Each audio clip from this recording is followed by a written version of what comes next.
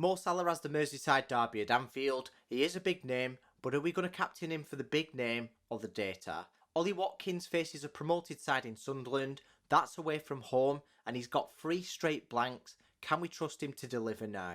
And Cole Palmer faces United at Old Trafford. He is returning from injury, and there's no form for a while. We can't draw up too many conclusions on the underlying stats this game week because it's based on a very small sample size of data. Palmer's only played a game and a third. Salah and Watkins have played roughly 4 matches each. Salah's underlying stats are very underwhelming, but at the same time, I do expect them to increase. Watkins has been slightly better. I do expect them to dip below Salah's throughout the season, and he's not actually got any attacking returns yet, so I do think he will be low on confidence, but I do expect them to come. Salah's had attacking returns. They seem to come after the 90th minute, but at the same time, they're still there. To be fair, we do pick him for reasons like him being on penalty duties, and he scored a penalty in the last match, and he's still nailed on them, but at the same time, so is Palmer pretty much, and Watkins is as good as that as well. None of the players on the shortlist are expected to take any free kicks or corners this game week.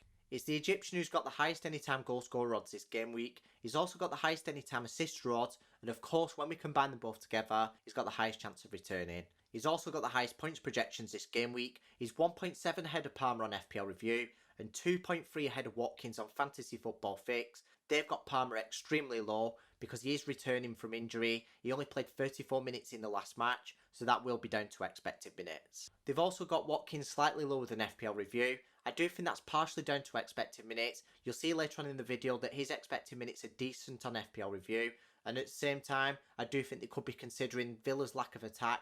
Their expected goals numbers have been shocking so far this season. It's actually Palmer's opponents United who've had the worst defensive numbers so far on the shortlist.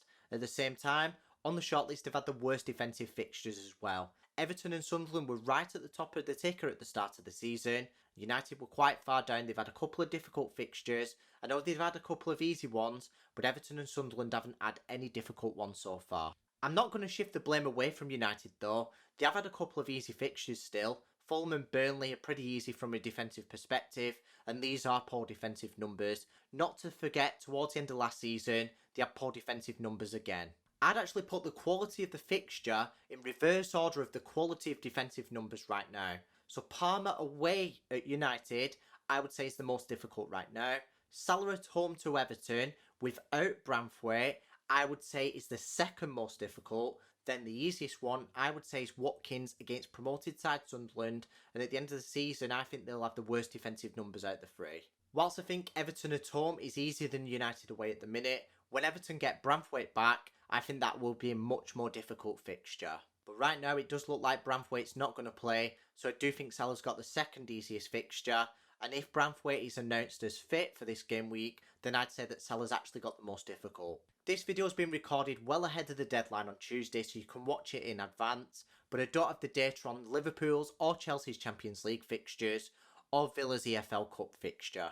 I'd say that Salah and Palmer are more likely to play in their respective fixtures than Watkins in the EFL Cup, but all 3 could occur. If Watkins does feature in the EFL Cup, 5 rest days is more than enough. As for Salah and Palmer, it's really not ideal if they feature for the full match. They actually don't get 3 full rest days, they technically get less than that. They both play in the evening on Wednesday. Salah even plays at lunchtime on the Saturday, so it's just over 2.5 days worth of recovery if we're talking literally. And then Palmer doesn't quite get 72 hours worth of recovery, but it's nearly there. Either way, it's not ideal for both of them. Luckily enough, they are 90-minute men when they're fully fit. There are concerns over Palmer's fitness because he has just returned from injury, so I wouldn't really call him a 90-minute man right now, and I do think there's a bit of a risk there. That's why he's got lower expected minutes than the other 2 players, especially Salah. It really is slim pickings for captaincy this game week. I wish Haaland had an easier fixture than Arsenal away from home. They've got the best defence in the league, and I'd say that's the hardest fixture out of 38 this season, which is why it's not on the shortlist. Salah's output has been alright so far this season, but his expected output hasn't been. And I know throughout the previous seasons, his underlying stats have been very good. When are they actually going to come? I do think they'll come at some point, but will it be now? At least he's got the home advantage this game week, and Everton don't have Branthwaite, so that is a decent fixture from an attacking perspective. And because we know what he's got in his locker, and there being a lack of alternatives that are reliable, I would say Salah's the best captain this game week, and as an Evertonian, I hope he blanks.